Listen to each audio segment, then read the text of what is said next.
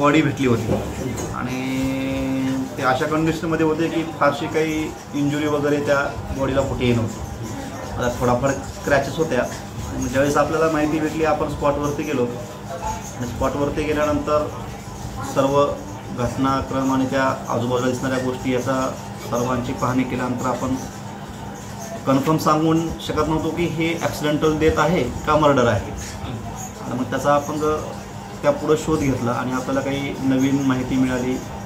त्यानंतर मग सुरडकर साहेब असतील, नागरगोजे साहेब असतील, ते डायरेक्ट मयताच्या घरी गेले आणि तिथून मग त्यांना ज्या फॅक्ट डिस्क्लोज झाल्या तो मृत्यू थोडा संशयास्पद वाटला.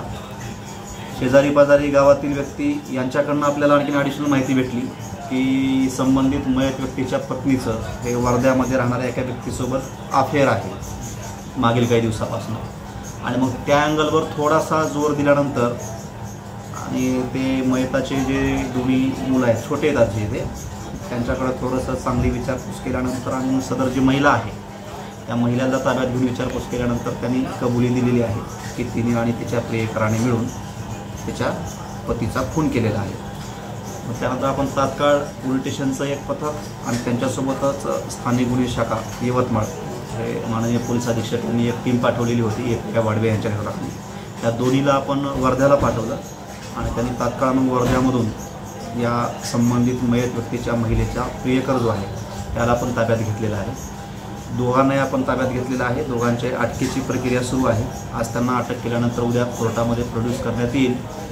आणि प्राथमिकदृष्ट्या असं दिसतंय की प्रियकर आणि संबंधित महिला यांनी मिळून त्यांच्या पतीचा खून केलेला आहे. कारण आणखीन स्पष्ट नाही, ते आता इंट्रॉगेशनमध्ये परत पुढे येईल की नेमकं का मारलं.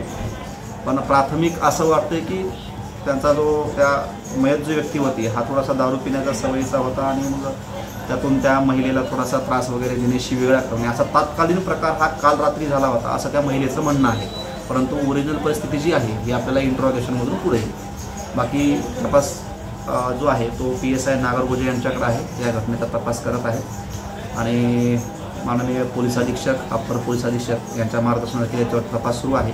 आत्ताच आपण पण पाहिलं अप्पर पोलीस यांनी रिटर्न सूचना दिलेल्या आहेत, गुन्ह्यामध्ये लेखी सूचना दिलेली आहे. त्याप्रमाणे याचा तपास पूर्ण करण्यात येईल.